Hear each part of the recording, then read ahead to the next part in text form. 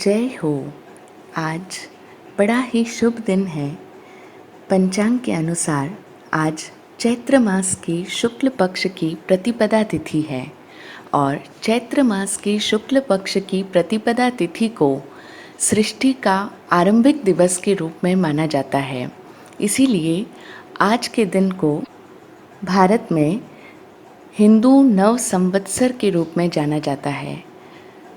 Hindu calendar की शुरुआत आज के दिन से ही होती है, यानी कि हिंदुओं का जो नव वर्ष है, नव संवत्सर है, वह आज यानी चैत्र मास की शुक्ल पक्ष की प्रतिपदा तिथि यानी एकम के दिन से प्रारंभ होता है।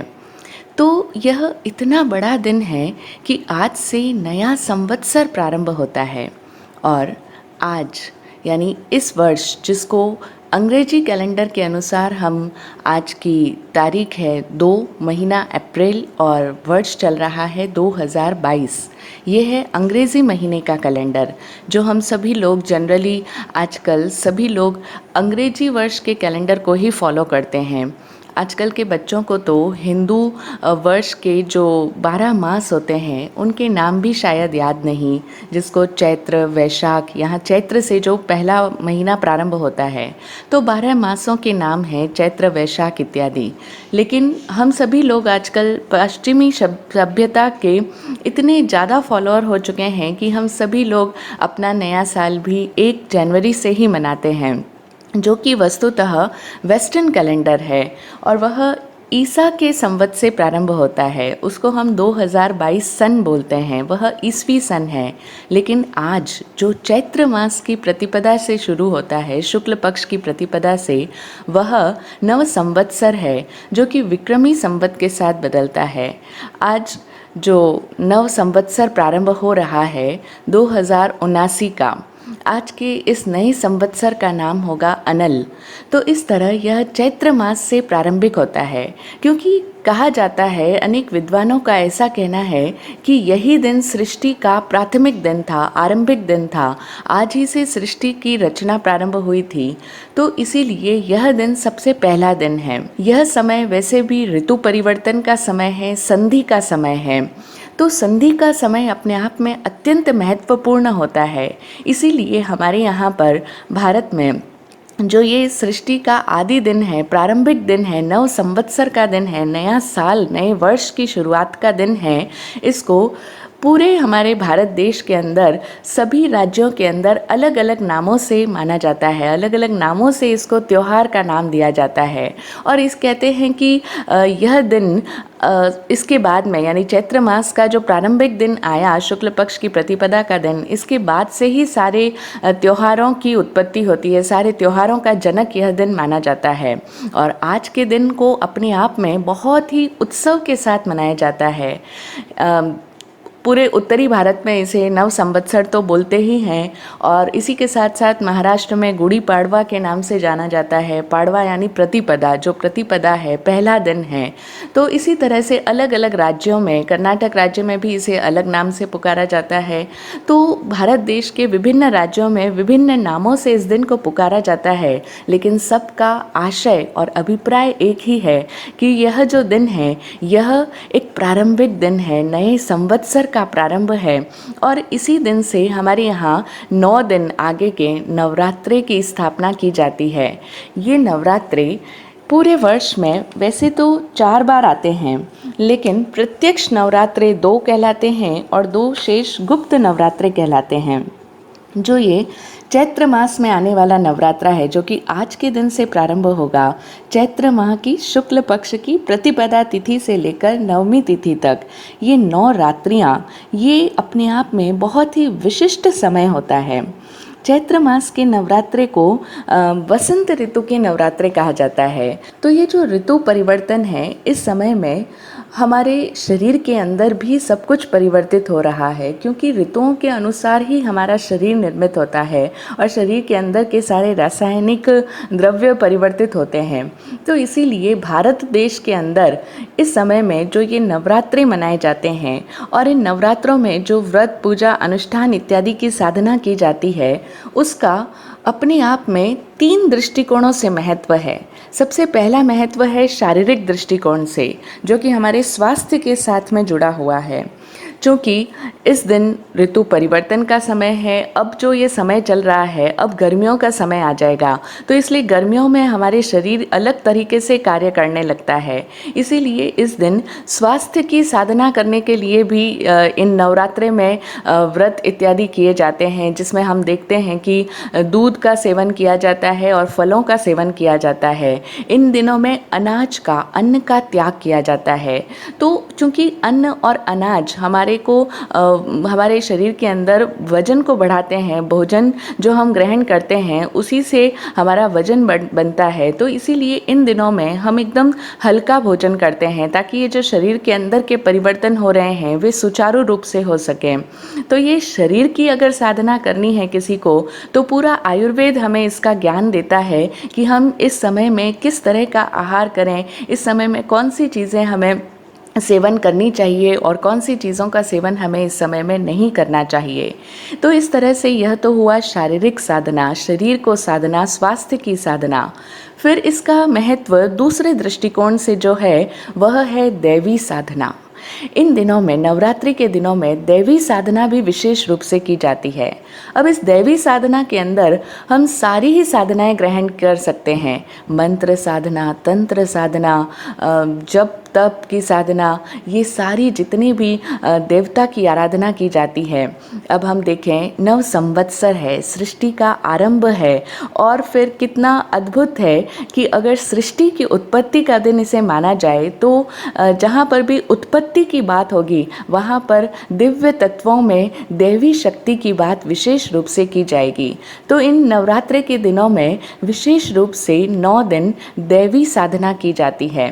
तो ये जो देवी साधना है, जिसमें लोग 9 दिन देवी माँ के, दुर्गा देवी के 9 रूपों की आराधना करते हैं, जिसमें आज का पहला दिन माँ शैलपुत्री की विशेष रूप से आराधना की जाती है। तो ये सभी, इसका भी अपना एक विज्ञान है, अपना साइंस है, अपना लॉजिक है कि किस तरह से 9 दिन जो देवी माँ का नवार्ण मंत्र है, 9 अक्षरों वाला, वो उस मंत्र की साधना करके व्यक्ति अपने भीतर के 9 ग्रहों को बैलेंस कर सकता है। यह सब अपना एक अलग विज्ञान है। तो इसीलिए ये 9 दिन देवी साधना में व्यक्ति को कहा जाता है कि अगर उसके जीवन में किसी भी तरह की कोई समस्या है, तो वह अपनी समस्या को लक्ष्य करके उस समस्या से छुटकारा पाने के लिए इन 9 दिनों में विशेष साधना करे, विशेष रूप से कोई जप तप की आराधना करे, मंत्र की साधना करे, तो उसका वह दुख, वह समस्या दूर हो जाएगी। जैसे किसी को विवाह में समस्या आ रही है, विवाह नहीं हो रहा है, या विवाह के पश्चात आने वाली समस्याएं हैं, संतान नहीं हो रही, किसी को धन की समस्या है, तो इस दिन सभी लोग अपने अपने लक्ष्य के अनुरूप साधना करते हैं, और तब लक्ष्य के अनुरूप की जाने वाली साधना इन दिनों के प्रभाव से अवश्य ही फलदायी होती है।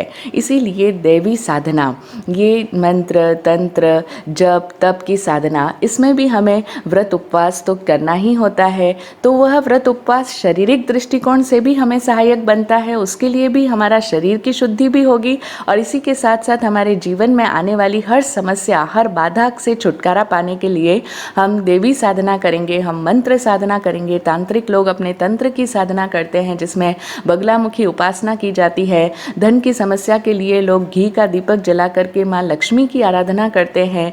तो इस तरह से हमने देखा कि यह हुआ इस दिन, इस समय में दूसरे दृष्टिकोण से की जाने वाली साधना।